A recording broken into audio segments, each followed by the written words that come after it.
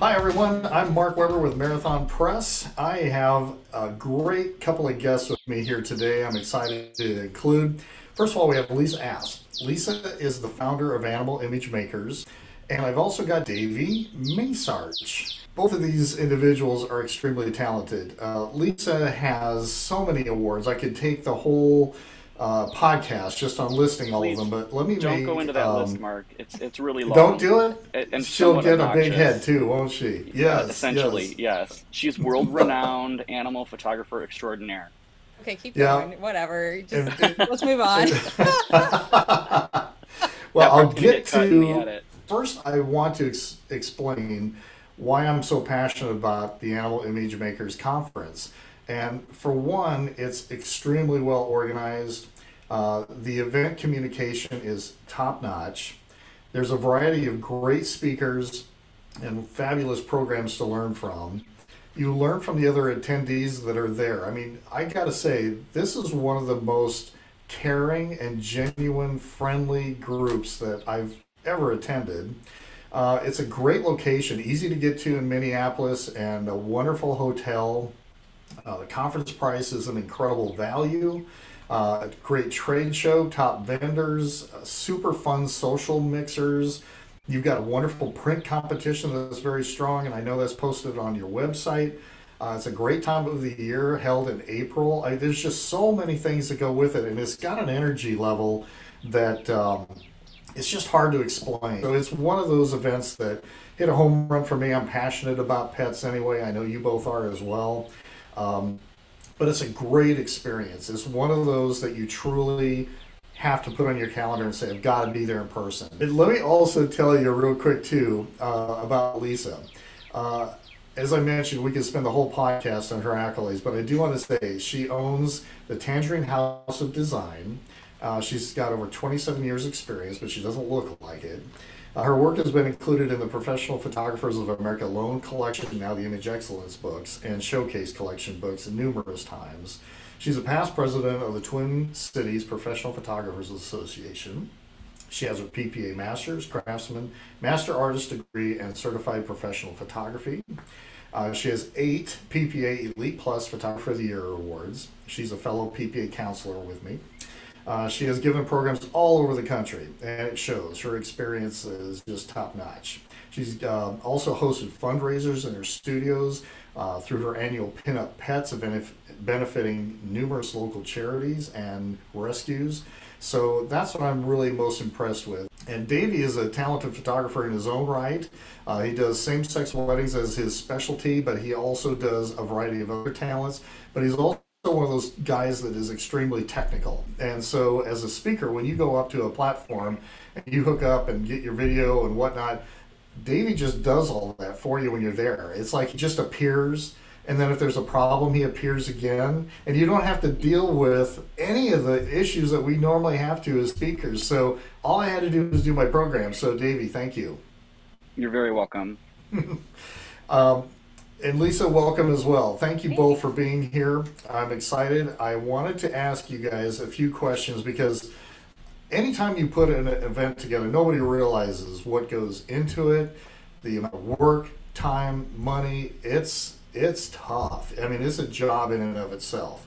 Um, Tell me, how did AIM start? Let's start that way. What in the world possessed you to just say, let's get this ball rolling and target pets? Yeah, so this it's been quite a few years already now. As you said in the intro, I am past president of the Twin Cities Professional Photography Association, and I was on the board for several years, as was Davey. My past presidential year, we had a meeting just talking about fundraising and ways to raise money and ways to get more people involved in the organization. And being a pet photographer, I knew that there just was not a lot of opportunity out there for education. Every once in a while, there might be a pet photographer who speaks here or there, but you get an hour, a couple of hours of education, and it's really not enough. There's so much that goes into pet photography that's so different than people photography, human photography. It's a very special skill set. And so I had this crazy idea to put together an entire conference for animal photographers and presented it to the board, and they got on board with me and they were totally behind it. So we put it together. That was back in 2018. So 2019 was our first conference ever.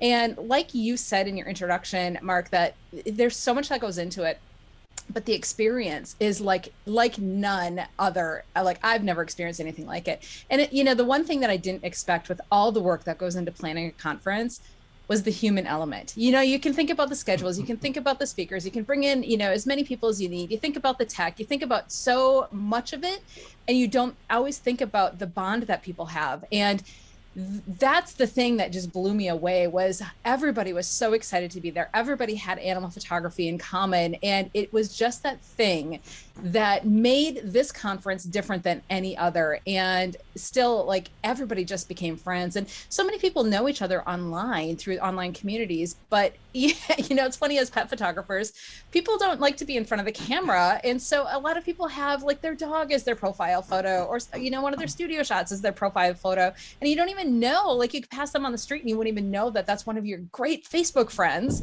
But when you get these people together and you can put a name with a face, and you really like solidify those personal connections, which you can't do online. Oh my gosh, it's just unbelievable. The connections people have, the energy in the room was just awesome. It was just awesome. And so, yeah, we're making it bigger and better. And those friendships have gotten even stronger over the years. I think that's fun. Yeah. It's funny because that's not something that Lisa and I had ever planned for. We could credit that all to the attendees, to our community. They are I 100% give them credit. And while now, as we go through planning after that first year, like, we intentionally put mixers in there, and we intentionally put, like, we figured out that the community is great, so we do things to help aid that along. But that's the attendees. Yeah. Well, you guys, I mean, you're giving a lot of credit to the attendees, which is valid, but I know I know what it takes to put something on like this, and you guys are a good combo. You've left no stone unturned. You've identified all the areas where you can have some weakness, and there's just none of that. And again, I've been to hundreds of conventions, and you guys just nailed it. I mean, it was that way from day one. So thank you. Yeah, and your mixer, you mentioned the mixer too. That is something I had a blast. I as a vendor, you don't get to do some of these things. And I walked in and I'm like, I'm a bear. What am I? I didn't even know. I'm on my name tag here, and I'm going, what in the world is, I'm a bear? And so anyway. So for those of you who can't see the name badge, I mean, we're doing this interview on Zoom, so we can see each other. But anyway, we put stickers. We grouped our attendees.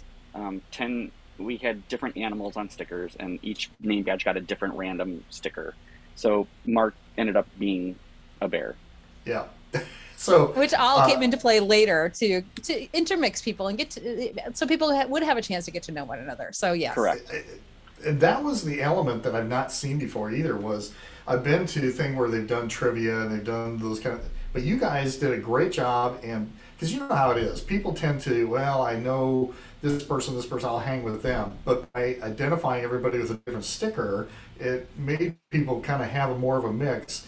And so anyway, that was brilliant. And I just, again, all these things that you did for that mixer just made it that much more fun. And that's where you create that bond with people. And I noticed it too, that having attended a couple of times now, you start to see people that you saw and met the first time, and now you're getting to know them more and more. And I suspect that's just going to continue to happen, because you know, this last April was the biggest it had been, and so I imagine next time it's going to be even bigger. I can't imagine why it wouldn't. And the other thing that I find, you know, anytime you've been around people show you their pet photography or their pet photo. Oh my God, do you want to see pictures of my dog right now? Yes. I got him on my phone. Exactly. Honestly, yeah, and that's why I guess I'm so excited that you guys put this together, because I've been to events where it's dedicated to seniors, weddings, you name it.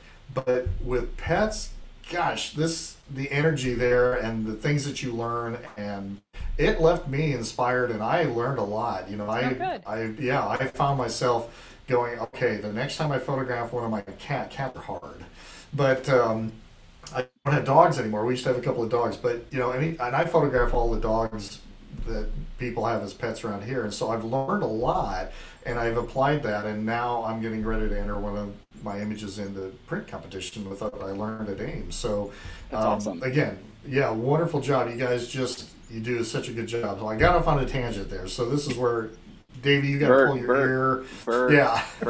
Yeah. So, anything else on the evolution of how this started?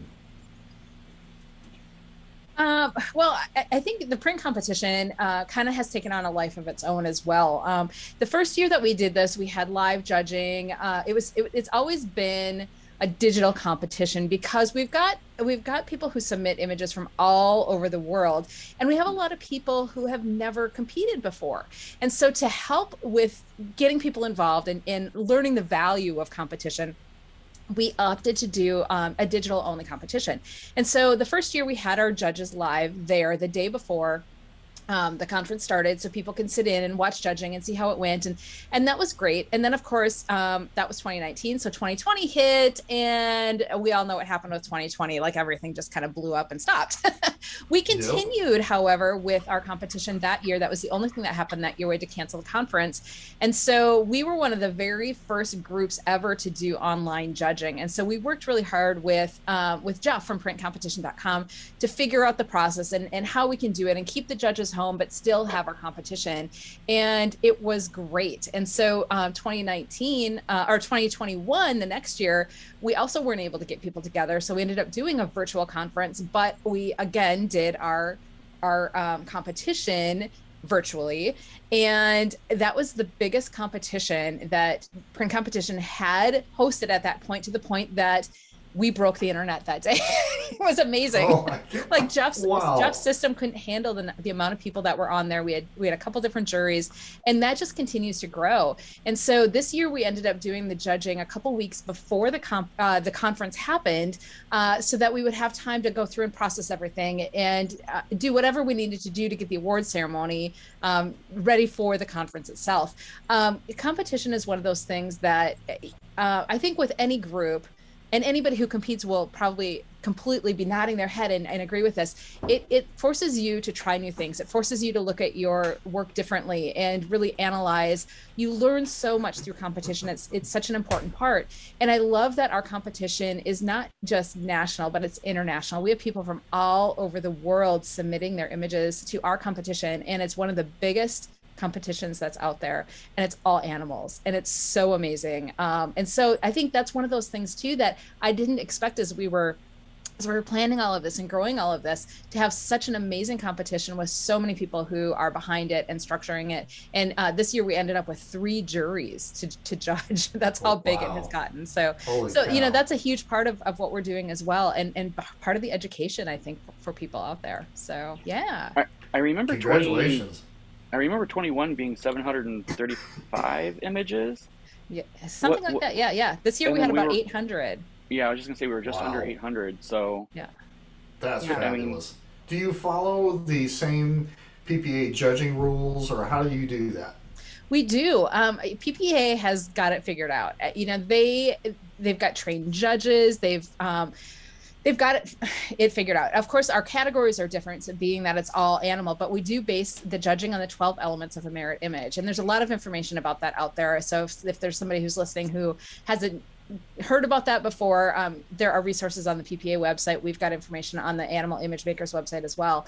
But we've got 9 different categories to submit to. One of them is dogs, one of them is cats, one of them is equine. We even have a bloopers category, which is super fun.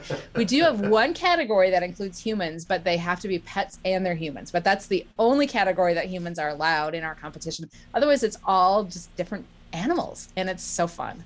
Yeah. So when you do your awards, do you do like trophies, ribbons? What do you do? Both. So the judging, we take the top 10 scores, and so we're still using the numerical scoring system rather than the merit, no merit. And so the top 10 scores are put in front of the judges a second time, and they choose from those top 10, regardless of score, first, second, and third place. And so the top 10 image makers receive a certificate for being in the top 10, and then second and third place get ribbons, and first place gets a trophy. And then the first place winners are all put in front of the judges one more time. And from those first place winners, the judges will choose a best in show. And then that person will get a second trophy. That's cool. And you do that, you have a banquet at the end of AIM, right? Yes. Yes, our closing dinner includes the award ceremony where we recognize all of the makers and all of the award winners. And then another thing that we've done as it relates to print competition is we've started our own degree program. And so at the award ceremony is when we recognize those people who have earned their accredited professional of animal photographer degree.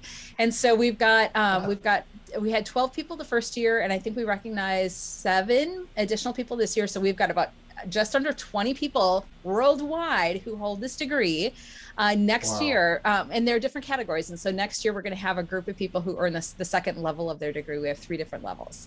Wow, how cool is that? Yeah. I'll put a link to all this in the written blog so that people can, click on, learn more.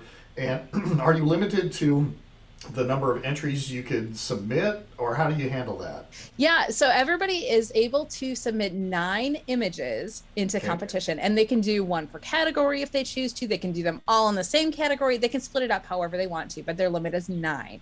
What does this niche fill? What are you looking to accomplish with this event? Well, yes, the goal, as I said earlier, when we started out was for education. There just wasn't a lot of pet photography, animal photography education out there. So that was the biggest goal, was education, behavior, working with animals. There's a huge safety factor there. And so that's a big part of it. Learning how to light and how lighting is an animal is different than a human. Posing animals is very different from posing a human as well. And so there's a lot, like I said, it's a very specialized area and it takes a special skill set. And so we want to help people who are interested in animal photography learn that skill set so they can be the best animal photographer they can be. In addition to education, though, we talked about the relationships and the networking and how that has become really a very important part of it as well.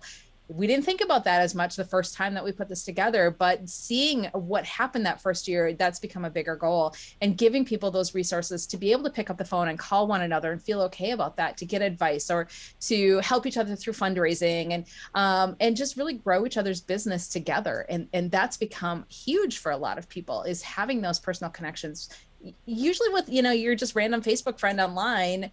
Maybe you might send them a message, but you're not going to pick up the phone and call them and expect that they're going to share that information. But when you have those connections with people are much more willing to help each other out. And so that's been huge, I think, as well. Agreed. I think this year was the first year that we challenged people to leave with a leave conference with an accountability buddy, so that you definitely had at least one person that you could say, this is a goal for 2022, and someone to help you kind of get there. That's a great idea. Great idea. So many people go to these events and then they get overwhelmed and they don't do anything. They have so many things on their list that they kind of don't know where to start. So that's a great recommendation. Yep. Yeah, I used to go to conferences and fill an entire notebook full and then want to completely change everything about my business. And that's not realistic either. And so it's finding those things that work with your business, those tweaks you can make to make your business better, to learn the skills to create better photography. And that's important. It's not about changing your entire business and business plan, but making it better. Let's talk about, too, what do people experience at AIM? I mean, they sign up, they register. What happens? What can they expect for people that have never been there? That's a really big question. It's going a lot of directions. You're brave. Well, there's a lot that happens. You know, we've been talking about the education. There are seminars. We've got speakers that we bring in from around the world. A lot of them are from the United States, but we have international speakers that we bring in as well. We try to get the best people possible in all different areas of the industry. So we might have people teaching lighting. We might have people teaching posing, marketing, business, behavior, all sorts of different things. We have wildlife speakers. So there are lots of things to be learned within pet photography itself. We've got mixers and social events so that you get to know the other registrants who are there and get to make those friends. This year we had the Raptor Center come in. We've got the trade show. So during a couple of hours of the trade show, the Raptor Center was there and they had birds for us to photograph. So we had an eagle and an owl and a kestrel and a hawk. On display with lighting and on a backdrop, and like people could come in and just take photos and ask questions, and the excitement about that and the photos that people got were just amazing. So that was really fun. Our opening party was great. We had a canine demonstration. The local police department brought in a couple canines, and that was super cool. A lot of people have never seen that before, and so we try to have those really fun things as well. But then we have several hours set aside just specifically for the trade show as well. We have amazing vendors who come in, like Marathon Press, with their booths, and it gives everybody an opportunity to see products that they otherwise just have to look at pictures online, see products, feel products, ask questions, get to know the vendors a little bit. And that's really important as well, is to have those relationships with vendors, because they are our support system. As a photographer and a studio owner, I need to be able to count on my vendors. I want to be able to call and ask questions, and if I have an issue, have those connections with them, say, oh my gosh, I had this problem, can you help me with this? And I think that's so important too, to just be able to have those businesses that we can approach. But like I said, to touch and feel and see the products that otherwise we would just have to kind of order something and hope it's what we want. And so it's great to have that opportunity. I like your format too. Yeah, go ahead, Davey. I think that taking cues from our attendees and coming and the community aspect too. This is the first year that we specifically set aside a room for the end of the day. We called it the Barca Lounge, so that attendees could have a place. I mean, a hotel bar is always a great place to gather. I think that some of the best things at conferences happen over drinks, not necessarily during classes. But we set aside an entire room for that, so that at the end of the day, people could go and hang out and chat and make new friends and learn new things from attendees. I think that was actually, I know that we did great this year. I know that there were a lot of great speakers, but I think that the Barca Lounge was my favorite aspect this year. Yeah, I'd have to say my same. I like the format of how you've got the length of programs. You know, it's not overly long, and the speakers, I mean, they get right to the meat of their program. It's not something that drags out. You don't get into this bait and switch stuff. It's good, solid, hardcore information that everybody can take home. And even on the elevator ride, I was talking to somebody about something that we learned in the program together, and it was like, man, in a 2-minute elevator ride, I ended up, again, just having a great experience just talking to a couple of people there. So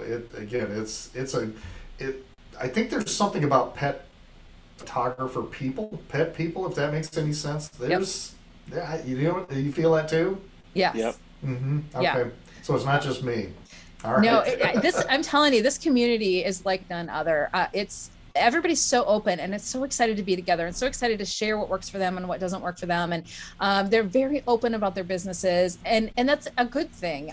So many, I think, what I have experienced in the past, so many photographers are so hush hush about what they're doing, and like they just want to keep all their secrets. And I think we're better, like the tide rises all ships kind of a thing. We're better when we can help each other and we can make this industry better together.